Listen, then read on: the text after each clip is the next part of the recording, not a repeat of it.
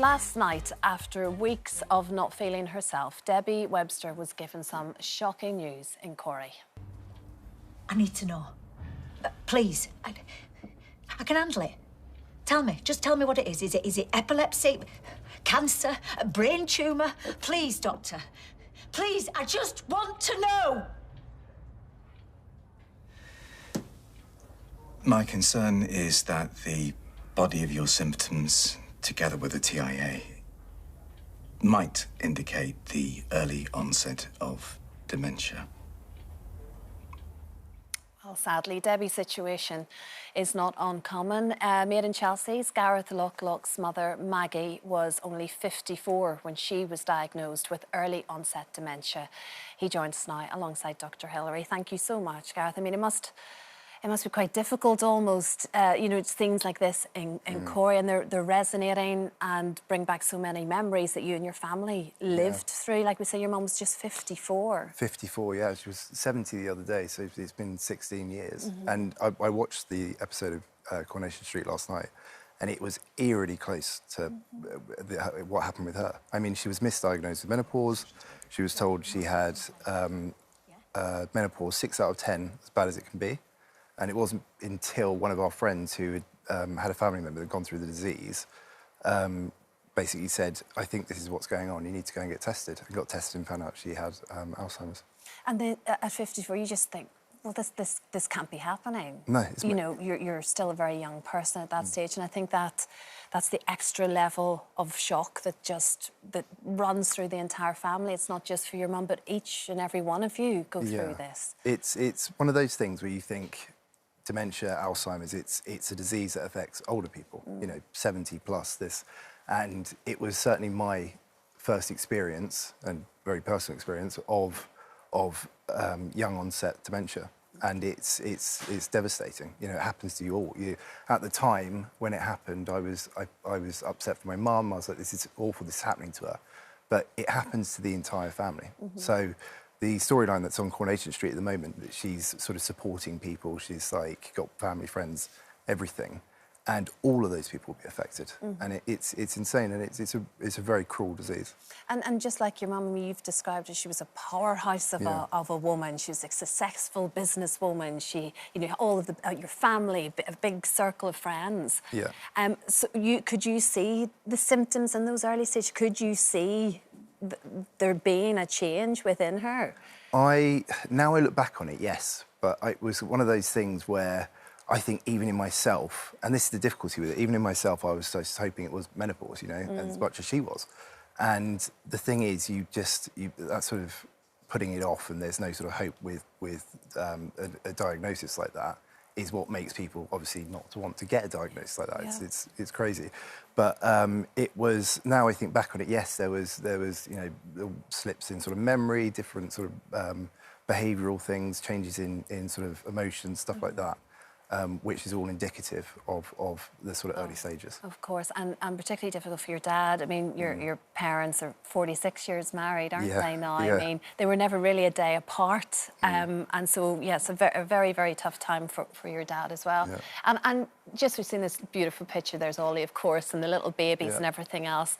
And Dr Hilary, you'll understand, it's that feeling of you've been robbed of time. Sure. That's, you know, you've been robbed of the person. It's so central in your family. You want them to be part of your children's lives, all of those things. Yeah, well, it's just so difficult to accept for people. Absolutely. I mean, there are 70,000 plus people with early onset dementia under the age of 65.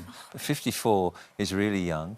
And it can be confused with the menopause because you've got the brain fog that people with the menopause talk about. But mood swings, behavioural change to some extent. So it's easy to assume that it's a menopausal symptom, whereas, you know, as we can discover, it's worse than that. So the memory problems become worse, the behavioural problems, the cognitive decline, so making plans, making decisions, language difficulties. You know, that all starts to become increasingly apparent. So it does need to be investigated, and as I say, it's unusual at 54, but devastating when it happens. And of course, it affects, as you've said, the whole family in many ways. I think just on that point, because there was this amazing sort of help group and stuff with Adam Brooks where my mother was diagnosed, and even though 54 is young, there was a lady there who I met who was 35 that had early onset, which is again, it's one of those important things to, and I think this is a big message that I always try to convey is you want to recognise the symptoms. You have to sort of have an understanding as to what that is. I think Alzheimer's Society has a checklist which is amazing. Other ones do it as well, where you can basically go understand, could this be happening to you? Go to your GP and then you're referred to the memory clinic, which is, I think, on average at the moment about 13 weeks. And of course, genetic risk factors need to be taken into account when someone's got a parent who's very young.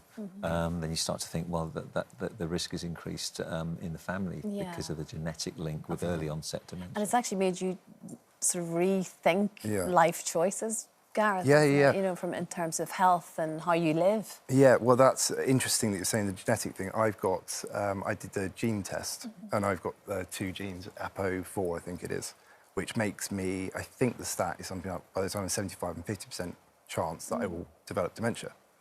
And then, obviously, I've got young children, they're 2 in July, like, I want to be there for my kids, and it was a monumental thing going through, well, for my mum to go through this, but for our family to go through this. We took away this key person, this amazing powerhouse, loving parent. Like, it's tough, really tough, and I wouldn't want that to happen to my kids.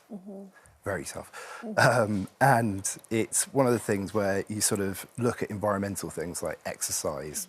I quit smoking, I cut down drinking, you eat a more, European diet, like heavy, like good sort of healthy fishes, things like that, in order to be able to try to negate the risk of developing it later on.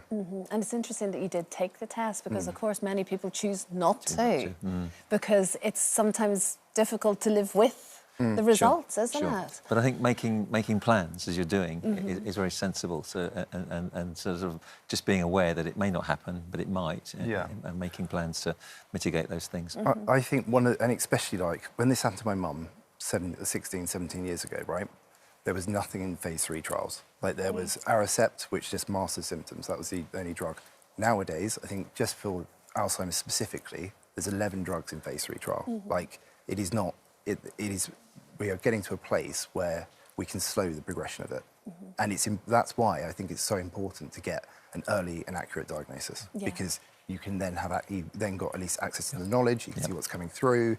You can change your environmental behaviour, stuff like that. Yeah, which maybe all the helps. push that's needed to try, as you say, to make some sort of change. How is your mum now, Gareth? My mum is late stage. Like she's a lot. She's tired a lot more now. She's in a chair all the time. But there are elements that I still see of her there. You play music to her, like you talk about stories from when she was younger, and she lights up. And I can still recognise her. I mean, it's tough. She's catatonic, and it's not an amazing place for her to be. But there's still some solace in there. Gareth, thank you so much. I know it's not easy, but it's why you're an ambassador for the Alzheimer's Society, and you feel so passionately about talking about your story. And like you say, it's constantly awareness. We say it all the time, Hilary, isn't it? Absolutely, and research is gathering pace, so it's good. Absolutely. I must say, it's the Alzheimer's Society that basically they're there for the whole family. And it's not just the person, and I really implore anyone who's going through this to speak to them. It's amazing. Absolutely. Thank you very much, Gareth, and send our love to the babies and all that. Good to see you. Thank you very much, Dr Hilary. If you've been affected by anything that we have just discussed, please go to our website where there are many, many helplines. Looking for more health and wellness content? Well, there's plenty more really useful information right here on our channel. How about you check out this one?